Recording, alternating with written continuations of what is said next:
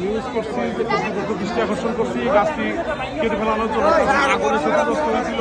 এরপর থেকে নানা রকম এই গাছটার বিষয়ে আমি বারবার করে বিষয়টা গুরুত্ব না দেওয়াতে আজ এই অবস্থা সৃষ্টি হয়েছে এবং এর চেয়ে বড় ধরনের দুর্ঘটনা ঘটতে পারে। লোকটার অবস্থা খুবই আশঙ্কাজনক।